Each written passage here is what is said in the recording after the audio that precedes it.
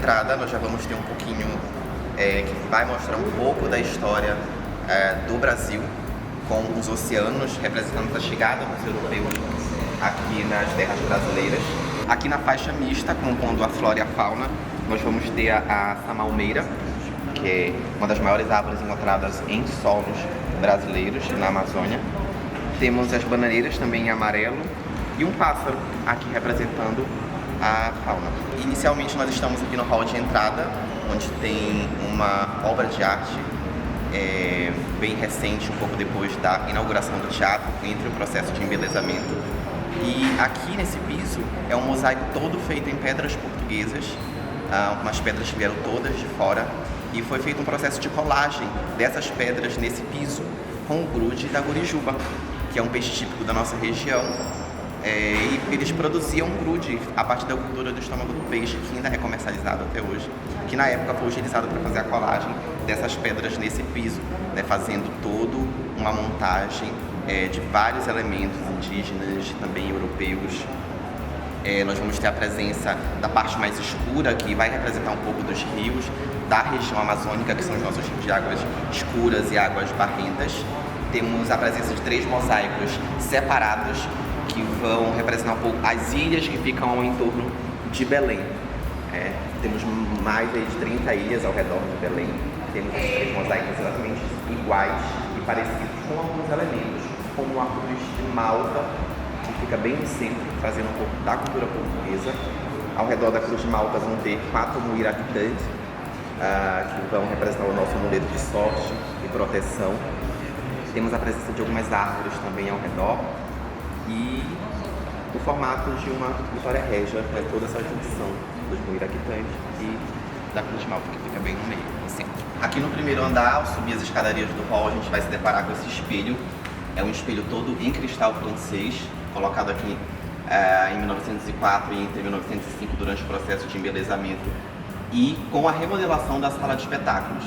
Era uma porta inicialmente, a porta foi fechada por problemas na acústica e o espelho é colocado no local, chamado de espelho da verdade, por não possuir nenhum grau de distorção de imagem e conter um ângulo de refração muito bom.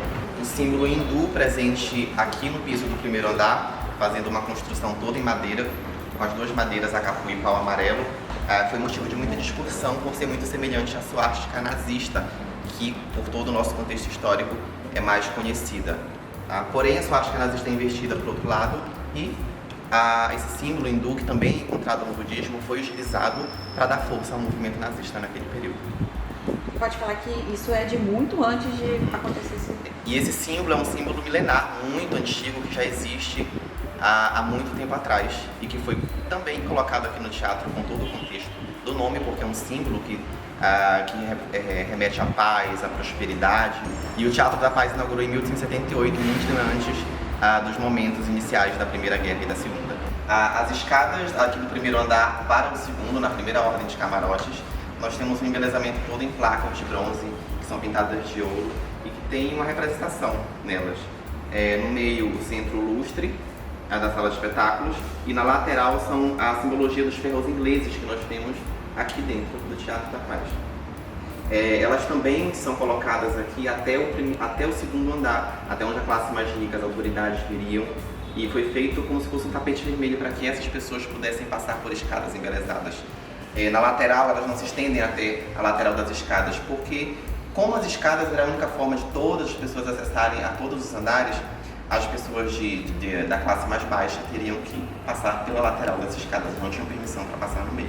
Aqui na sacada frontal do Teatro da Paz, todo em estilo neoclássico, hoje nós temos uma imagem totalmente diferente da que era quando o teatro foi inaugurado e construído. Tá? Hoje nós temos 6 colunas, temos as musas e o brasão de armas do Estado no centro. Tá? Temos as musas da tragédia, da música, da poesia e da comédia. Essa sacada ela passa por uma remodelação em 1904 e 1905 também. Durante esse período de embelezamento que ainda estava-se o teatro, e eram 7 colunas aqui na frontal. A 7ª coluna ela estava deteriorada, estava cedendo, estava caindo a sacada. Tá? Então eles resolvem fazer essa remodelação na frente, retiram a 7ª coluna e fazem esse recuo de todas essas 6 colunas com a parte de cima para trás e fazem a aquisição dos bustos e o brasão de armas do Estado que nós temos aqui no centro. Tá? Algumas outras coisas também controvérsias com relação ao estilo. Tá? Um número ímpar quebrava a regra do neoclássico, então houve muitas críticas contra o teatro nesse período, então eles retiram e fazem essa reforma. Outra relação também é com a maçonaria, que era muito presente no meio dos barões naquele período. Por conta disso, por conta do estilo, está quebrando o estilo neoclássico com um número que tinha que ser padronizado, par, eles também aproveitaram, já que não estava bem a 7ª coluna, para fazer a retirada e fazer essa grande remodelação. A pintura hoje do teto do foyer é uma pintura de 1960 de Armando Balloni. A pintura original seria do Domênico de Ângelis e foi perdida na época em que esse teto sofreu muitas infiltrações. Então há poucas imagens da pintura original, porque na época, já durante o início da ditadura militar, eles não fizeram grandes reformas para restaurar a pintura. Então foi chamado para fazer uma nova pintura. O Armando Balloni traz aqui um pouco da flora e da fauna amazônica. Ele coloca também nomes e frases de alguns escritores romancistas da época, também de cantores e compositores líricos.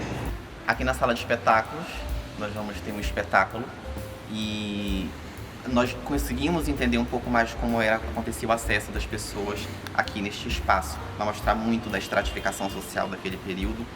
4 andares muito bem divididos entre classes sociais, iniciando no primeiro andar, no segundo com as classes mais ricas e autoridades, e terceiro e quarto andar com as classes mais baixas daquele período.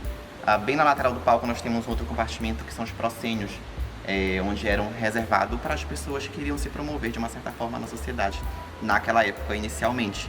As moças que estavam na idade de casar também ficavam naquele local, os barões colocavam elas lá para que elas fossem cortejadas pelos rapazes nos dias ou nas noites de espetáculos que aconteciam aqui. Os 4 atos da pintura vão trazer elementos indígenas e elementos da mitologia.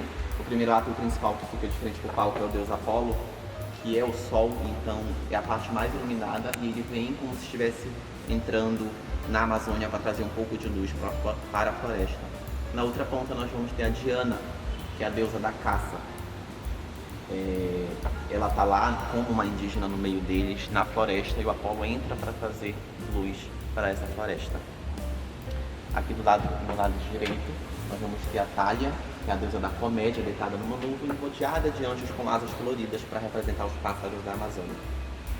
No outro lado, aqui do lado esquerdo, nós vamos ter algumas outras musas e deusas, como a da pintura, que é a que mais se destaca, e ela pinta uma tapuia, que é uma mulher indígena, que está logo à frente dela e recebe o pergaminho de um anjo escrito ciência. Ela se recusa a aceitar o pergaminho do anjo, e isso foi uma crítica com relação à imposição ao eurocentrismo.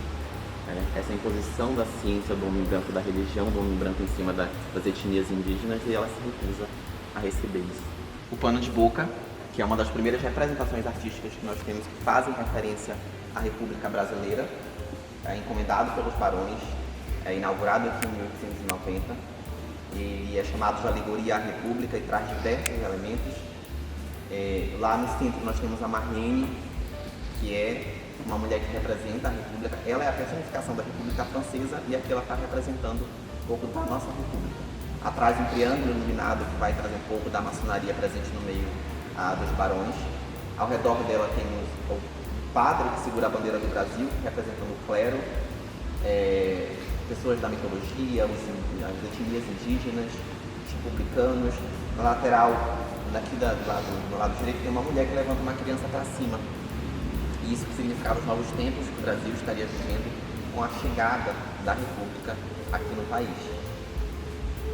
Ele é de autoria de Crispim do Amaral, um pintor brasileiro, que por muito tempo teve a sua autoria duvidada. Até hoje ainda tem algumas pessoas que defendem, que dizem que não foi ele, mas muitos defendem que foi o Crispim do Amaral, sim, porque ele fez essa pintura em Ateliê de Eugène Carpezat, que também era um pintor muito conhecido e renomado na época, lá em Paris. Ao olhar todos os andares presentes aqui na sala de espetáculo, nós observamos uma diferença conforme os andares vão subindo no embelezamento. E isso é para mostrar a questão hierárquica das classes. No primeiro andar nós tínhamos os barões, no segundo as autoridades políticas, no terceiro o clero, os comerciantes e no último andar a classe mais baixa, mais pobre. E o embelezamento ele vai diminuindo conforme vai subindo.